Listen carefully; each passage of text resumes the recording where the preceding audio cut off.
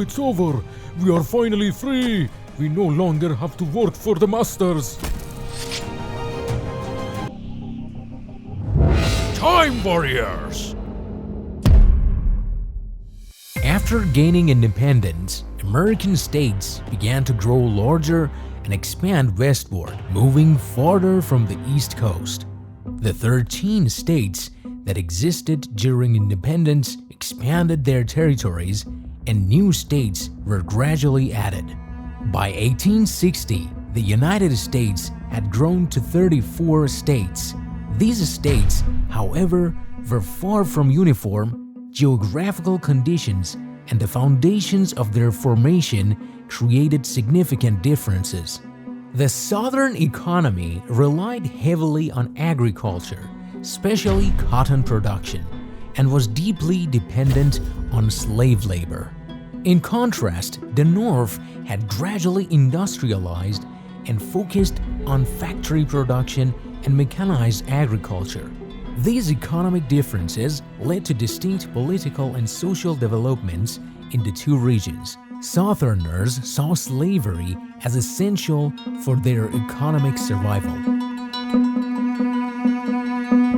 Hurry up! Faster! What kind of a slave are you? I am human too. I can't work any faster. Silence! You talk as if you are my master.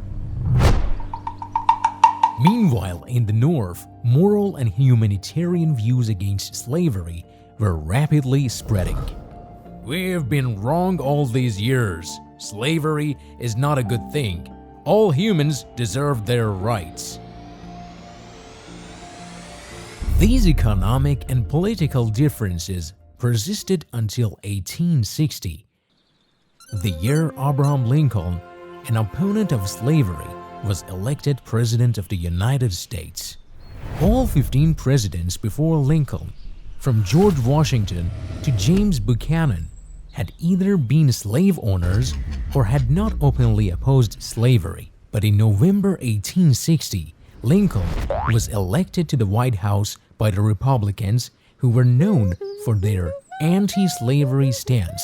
However, Lincoln didn't plan to abolish slavery with one sweeping law. Instead, he aimed to stop its expansion and gradually phase it out.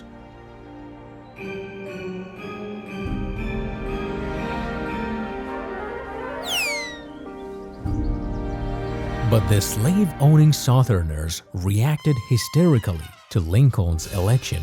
After his victory, 6 Southern states seceded from the Union, declared independence, and formed the Confederate States of America. Shortly after, Texas joined them, bringing the total to 7 states.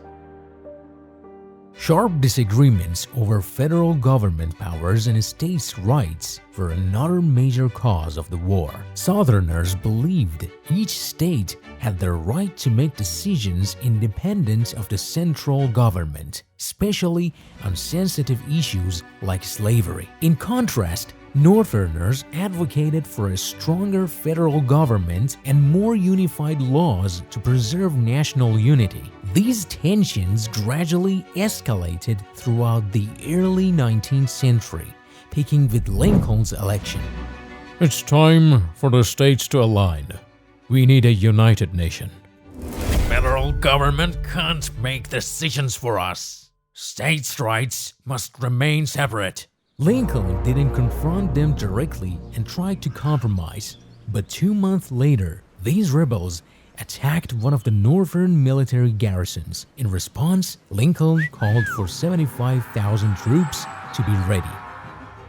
In reaction to Lincoln's move, 4 more states seceded from the United States. This brought the total number of rebellious states to 11, which formed a new nation. At the start of the war, the North had a population of 22 million, while the South had only 9 million, 4 million of whom were slaves. Industrial production in the North was 9 times greater than in the South. 90% of America's goods were produced in northern factories. Despite these numerous advantages, the war was neither simple nor quick to end. The South had more experienced and skilled generals who could train better soldiers. Robert E. Lee was appointed as the Confederacy's commander-in-chief. This man seemed to be made of steel and was exceptionally adept at managing the war. Interestingly, General Lee was even more popular among the people than Jefferson Davis. We will win this war! We will win this war.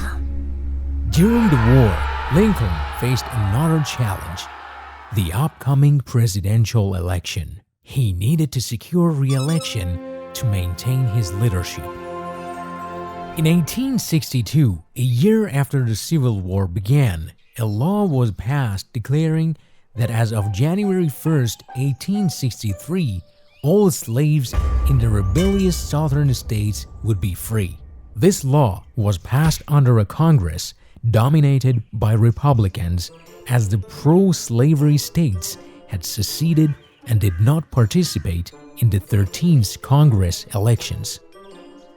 The southern states, of course, refused to recognize this law, but it was now impossible to stop the slaves. When this law was enacted, slaves began escaping and reaching the northern states where slavery was outlawed, declaring that they wanted to fight for the North.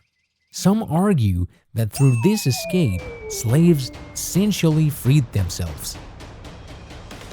After the 5-year war ended, the 13th Amendment was passed, declaring that slavery and involuntary servitude would be prohibited in the United States or any territory under its jurisdiction, except as a punishment for crime as determined by a court of law. This was one of Lincoln's primary goals. Jefferson Davis was also captured and imprisoned. After 2 years, he was released on bail of $100,000, but had lost all of his power. Lincoln had achieved his goal by the end of the war, and his happiness was evident. On a fateful night, without his main bodyguard, Lincoln attended Ford's Theater. While seated in a balcony booth, one of his opponents, John Wilkes Booth, entered and shot the president in the head. Lincoln's assassination was a tremendous shock to the nation, and many in the North reacted with anger and grief. His death complicated the process of rebuilding the nation, as Lincoln had plans for reconstructing the South and fostering national reconciliation.